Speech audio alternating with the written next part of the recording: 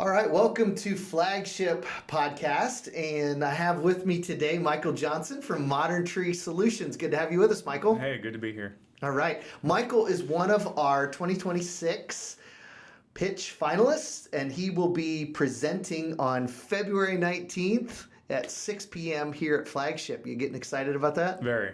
Awesome. So, Michael, tell us a little bit about the whole process of finding out about it and applying and then going through the selection committee. What's that been like for you? Yeah, so I've heard about the Flagship Pitch event in previous years. I didn't know in detail about what it was. I just kind of heard it through the air or whatever. So a few months ago, I was at a Chamber of Commerce meeting, and I heard Lauren and her partner out there talking about the process and what it was, and I thought it'd be a really good idea to at least show our business in this pitch and explain to the crowd what we plan on doing, so people can have an idea for us as a company, and obviously a grant to help grow that business in a faster way would be awesome for the business. So. What was it like when you came in for the selection committee? That experience.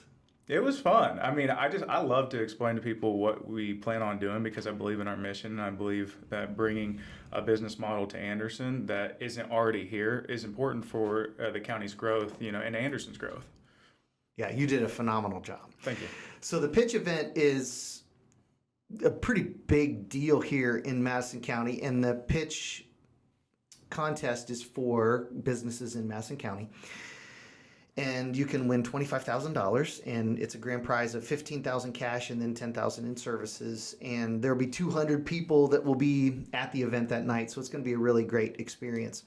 So Michael, tell us a little bit about Modern Tree Solutions, how long you've been in existence, and a little bit about the growth of your business. Yeah, so we started in November of 21. I was a tree climber, one-man show type of ordeal. We all start from somewhere. Yep.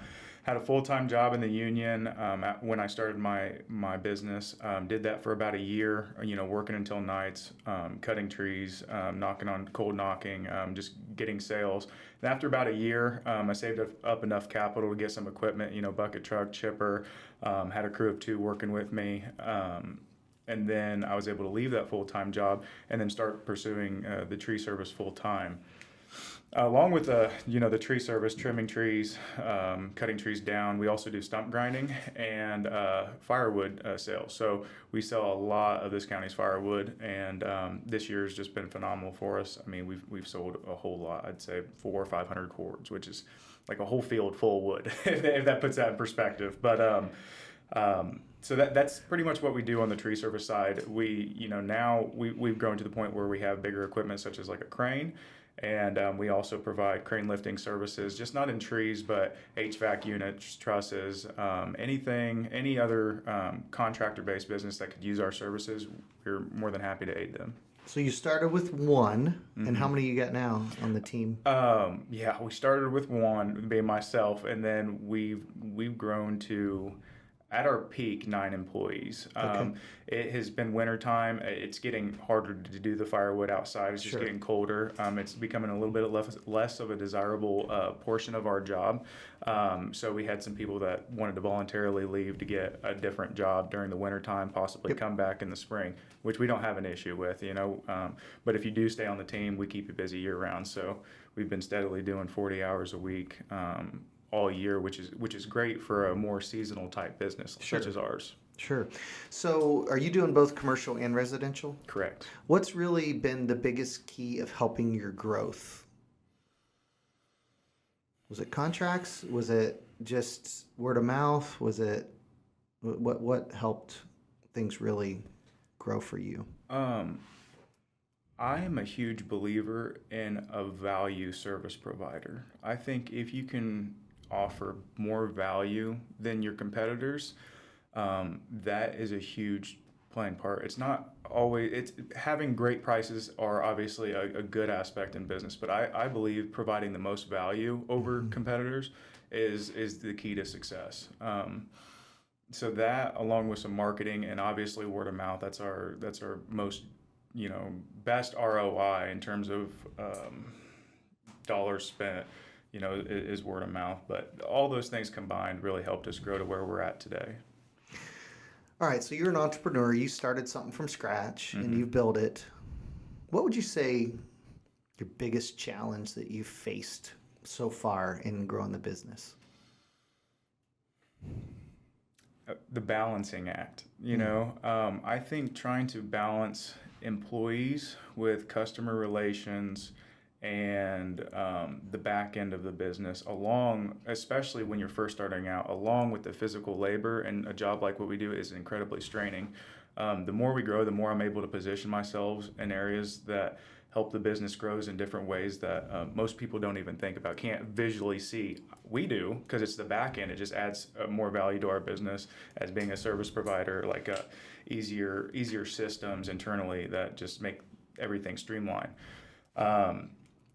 That would probably be the hardest part, is just balancing everything, especially when it comes to employees and making sure they're happy, making sure that you're providing a workspace for them that is, desirable. So, to match that with pay, benefits of any kind, just workplace culture. It's incredibly hard in our line of work, considering a lot of what we do is stressful, hazardous work. So, you as a man understand, like, putting yourself in situations, just tempers can get everywhere, just balancing all of that while maintaining customer relations is the harder part. But once you get that going, it just flows, Yeah.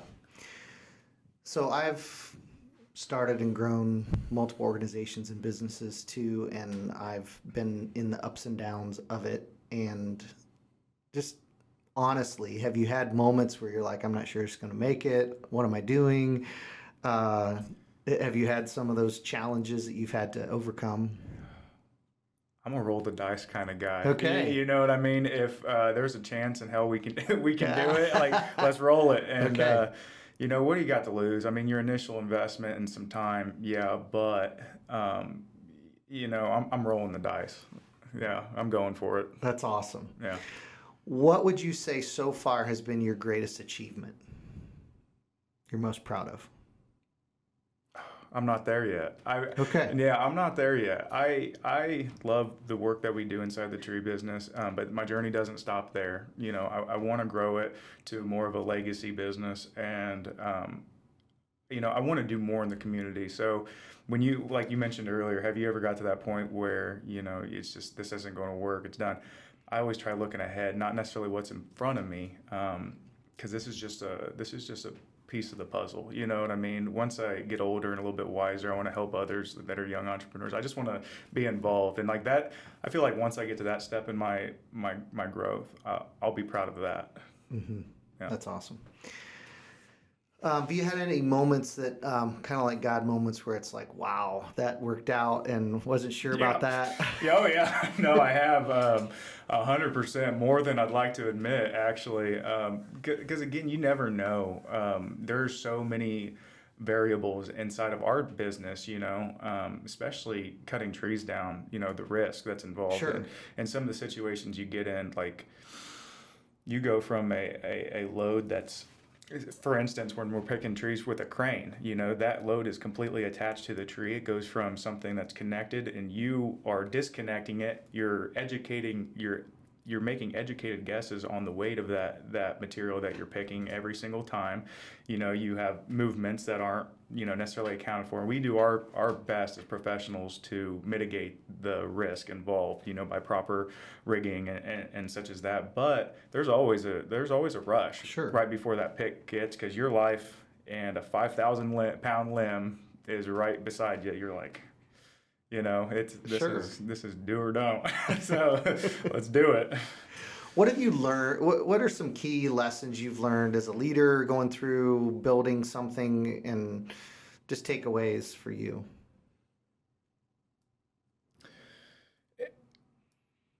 Business is mostly about how you make people feel. I would say mostly how you make people feel when it comes to your employees, your clients. It's about how you make people feel. at the end of the day. You know, I don't care how good of a job you did. You could have done the best job in the world. But if you make the client feel like they're unimportant, that you don't care about, like, they're probably not calling you back. You know what I mean? They might, because they know you do good work, but at the end of the day, they want to have somebody they can trust. They want to have somebody on their team that cares about them, and especially employees. You know, I stress, I hope my guys understand the amount of effort I go to try making this the best tree service that they could possibly work for in terms of company culture, just the amount of effort I put into, like, making sure they know that I care about them. And it's not just about, hey, I did this, we did this, because I couldn't do this without any of them, you know? Yeah. So we all have a why. Mm-hmm. What's your why? I want to help. I want to solve more problems. And I do. Like I said, the tree business isn't where it ends. You know, we want to grow into we've kind of briefly talked about future plans. You know, that I think will allow me to just help people and solve more problems in the community. I just want to be involved. It's more internally rewarding than just like a financial gain.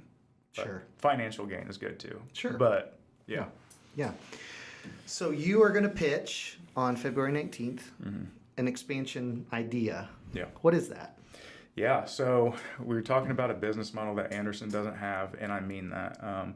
You know, Anderson doesn't have a landscaping, hardscaping supply store in Anderson at all, okay?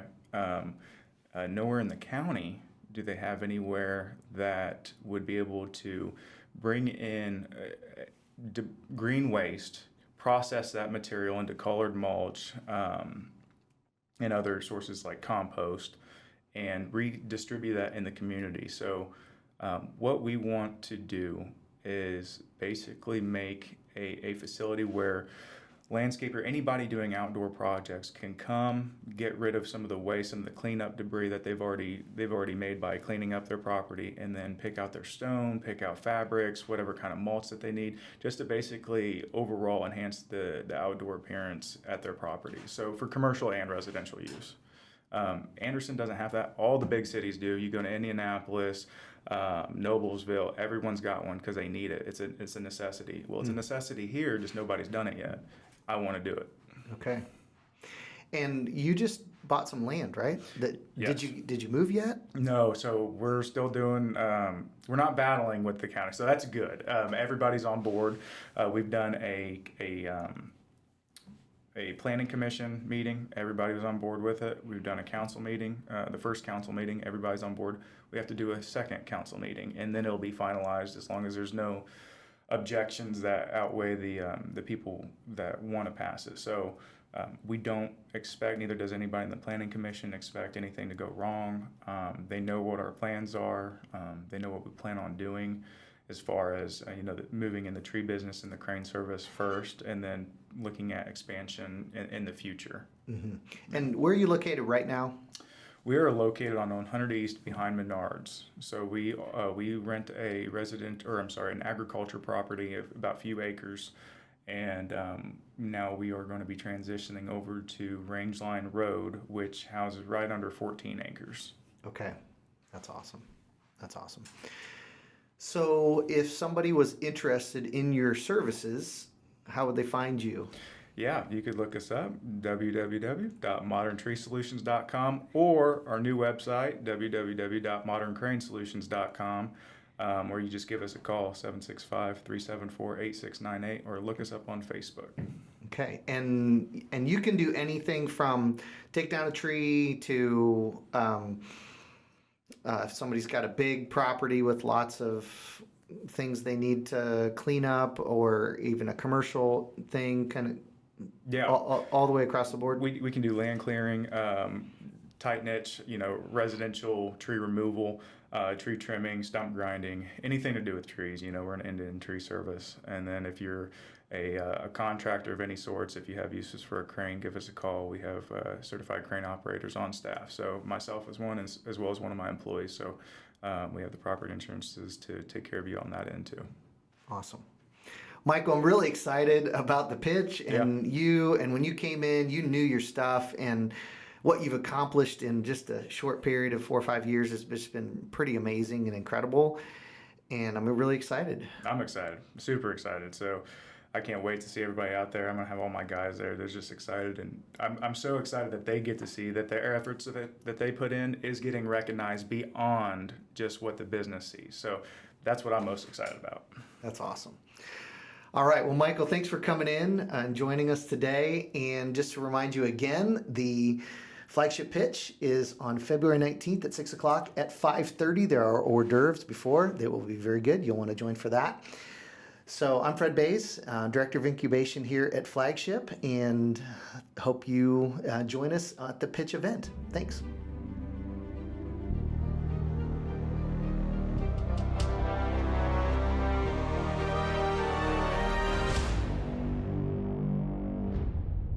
Thanks for listening to the Flagship Podcast, sponsored by Pinnacle Systems. Visit our YouTube channel for the full-length video podcast, or find us on Spotify and Apple Podcasts. New podcasts are posted every month, featuring local leaders from Central Indiana. For more content, follow us on social media at Flagship Enterprise Center. Until next time, thanks for listening.